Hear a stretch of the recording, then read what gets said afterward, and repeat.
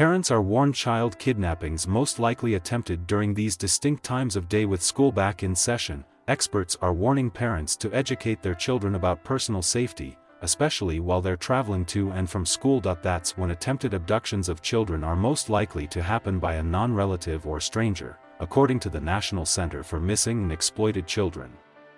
The center says on its website that school-age children are at the greatest risk of an attempted abduction on school days compared to weekend days. According to the center, attempted abductions of school-age children were most likely to happen before school, right after school, and after dinner. Earlier this year, a 13-year-old girl in Houston was nearly abducted while she was walking home from school alone, according to her mom. With school back in session, experts are warning parents to educate their children about personal safety, especially while they're traveling to and from school. Bangura's daughter, who Bangura requested not be named, had made the trip a couple of times. On that day, a man in a pickup truck stopped and tried talking with Bangura's daughter while she was walking home from school, Bangura said. Bangura said the man pulled up next to her, rolled down his window and proceeded to offer her a ride. He even reached over to open the door, I guess, assuming she was going to hop in. Bangura said that her daughter told the man no thank you, but he kept on insisting. That's when she pulled out her phone and called me, Bangura said. Bangura said her daughter was crying and said, "This guy's trying to pick me up." As soon as I hear her crying, I'm instantly reaching for my keys, getting to my car. Bangura said attempted kidnappings of children are most likely to happen by a non-relative or stranger while children are traveling to or from school, according to the National Center for Missing and Exploited Children. About 2 minutes later, Bangura had picked her daughter up and immediately started following the man. While she was following him, Bangura called the police and even started a Facebook Live video. "He definitely just attempted to end my world," Bangura said of how she was feeling while she was following him. "This guy just attempted to ruin my life." Gilliland said the deputy contacted the Harris County District Attorney's Office, who stated due to the male not making any direct threats towards the juvenile, nor did he attempt to force her into his vehicle, they declined any charges on the subject. Oftentimes, these abductions happen when the parent isn't there. So the child needs to be empowered. Sometimes these attempted abductions aren't even reported to law enforcement, as parents will say, "We dodged the bullet on that one scary situation," Walsh said. They might not think it's something that they need to report, but they absolutely should, because not only do you have this individual who's now tried it once, gained some experience from it, maybe building up courage to do it again, but you also have the ability to learn from it.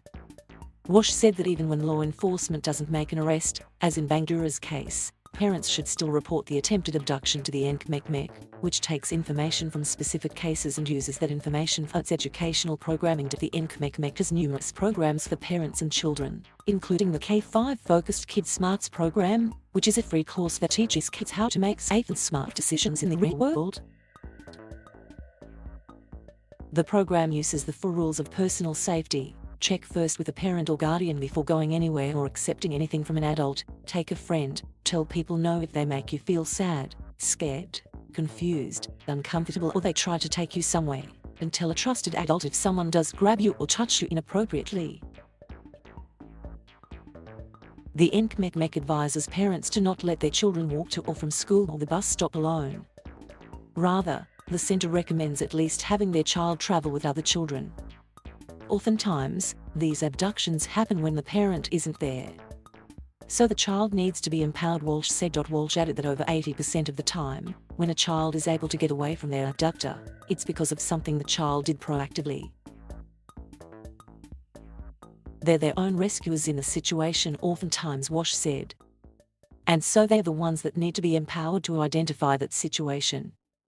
So many kids, they're told by an adult to do this or do that, and they either comply or they freeze or what have you, Walsh added. And they need to know to make as much noise as possible or kick, scream, pull away, do anything they can to get out of that situation. Because we know once a child is abducted, if they moved from location A to location B, the likelihood of a successful and positive recovery is not always in our favor, which is very unfortunate. Stranger abductions are extremely dangerous scenarios for children.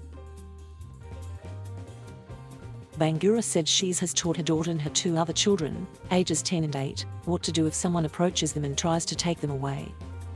I tell them to make as much noise as possible, Bangura said. I emphasize how it could only take a second. After the incident in April, Bangura said she went back to taking all her children to and from school with her husband, rather than letting them go by themselves. Bangura said her daughter is doing a lot better, but for a while, she slept with Bangura because she was so afraid.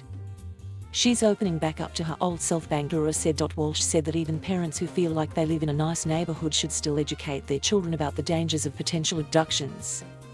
My parents lived in a safe neighborhood and my brother Adam was kidnapped, Walsh said. They thought it would never happen to them. They're their own rescuers in the situation. Oftentimes Walsh's parents, John and Reve Walsh, co-founded NCMECMEC in 1985 after their eldest son, Walsh's brother Adam, was kidnapped and murdered. They were an affluent, middle-class family and they never thought in 1,000 years something like that could happen, Walsh said. And while Adam wasn't taken from their home, it was at a Sears department store. We aren't always at home. We are out there in public with our children and there are plenty of opportunities. Don't think for a second just because you live in a gated community that you're safe from something like this, because it can happen to anybody, Walsh added. Bangura told Fox she's still upset with the thought that she could have lost her daughter in April. It's getting better, Bangura said. It's a terrible thing.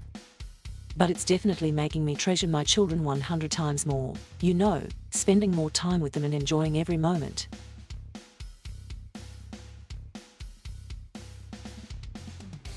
Thank you for watching. Please subscribe